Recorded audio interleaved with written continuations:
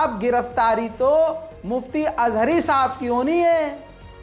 एक जगह एफआईआर हुई, वहां से छूटे तो दूसरी जगह हो गई, दूसरे से छूटेंगे तो तीसरी। आप समझ रहे हो, ये जानबूझकर किया जा रहा है। एक इंसान ने किसी समुदाय का नाम नहीं लिया, किसी धर्म का नाम नहीं लिया, बात इजराइल की कर रहा था और इजराइल को कुत्ता कह रहे थे, तो यहां वालों ने अपने आप को कुत्ता मान लिया। तो अगर तुम अपने आप को कुत्ता मान रहे हो तो इसमें अजहरी साहब की क्या गलती भाई? कोई अगला आदमी खुद कह दे कि हाँ हम कुत्ता है, हम सबको कुत्ता बोला, तो तुम्हारा फॉल्ट है, केस तुम पर होना चाहिए।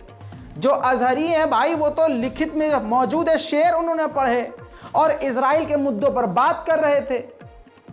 एफआईआर लेकिन उन पर होगा, इस पर प्रवीण तोगड़िया पर नहीं होगा। सुनिए, ये हेट स्पीच नहीं है, ये मोहब्बत फैलाने वाली स्पीच है। वाह, आगे खतरा है, मुसलमानों की जनसंख्या बढ़ रही है। आपसे ज्यादा कोई नहीं ज्यादा जानता है पश्चिम उत्तर प्रदेश के लोगों से। और क्या हुआ इजराइल में?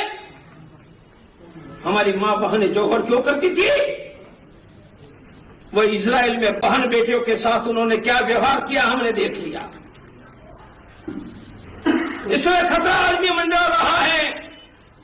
राम मंदिर बना है, हम जागे नहीं रहे तो 50 साल के बाद ये मंदिर भी टूट जाए। अकोला महाराष्ट्र में भी काजल हिंदुस्तानी ने खुल्लम खुल्ला मुसलमानों को डराने और धमकाने का भाषण देते हुए हिंदुओं को हथियार उठाने के लिए और मुसलमानों से लड़ने भिड़ने के लिए मजबूर किया और आपत्तिजनक बयान दिए।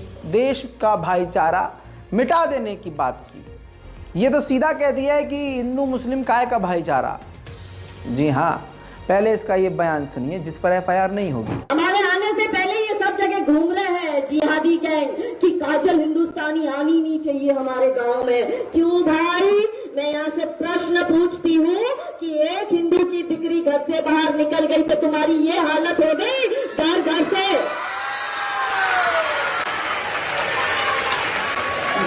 से जब हमारी ये दुर्गा स्वरूपा निकलेगी तो तुम्हें सीधा पाकिस्तानी छोड़ के आएगी।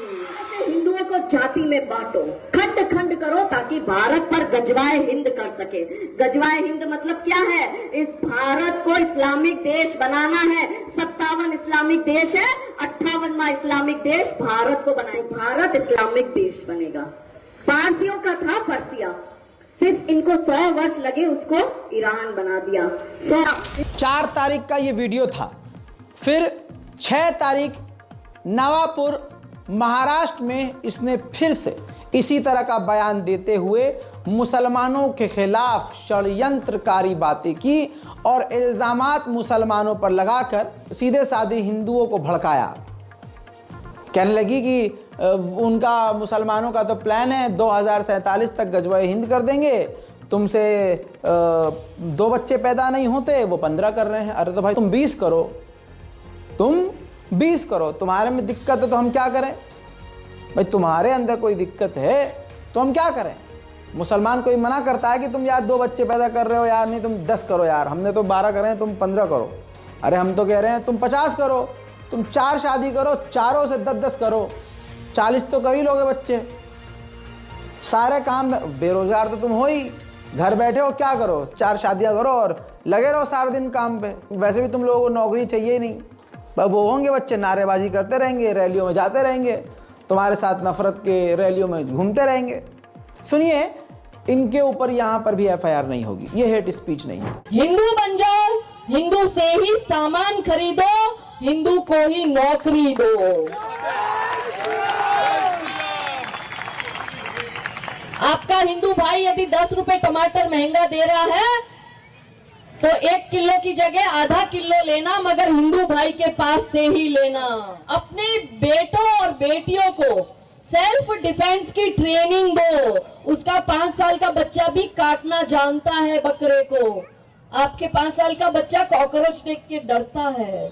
काजल हिंदुस्तानी जैसी आपत्तिजनक बातें करने वाली नेताओं और वाले नेताओं पर एफआईआर नहीं होगी। एफआईआर पता है किस पे होगी? इन पे होगी, इन पे, अजहरी साहब पे, क्योंकि इन्होंने इजराइल को कुत्ता बोला और कुत्तों ने अपने आप को कुत्ता समझ लिया।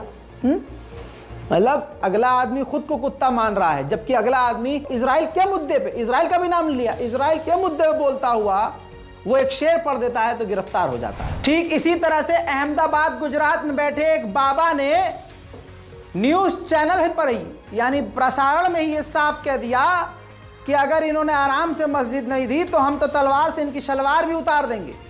इस तरह की आपत्तिजनक बातें माइक से की जाती हैं, लेकिन मजाल है कोई भी सवाल खड़ा किया जाए, कोई भी इनकी गिरफ्तारी हो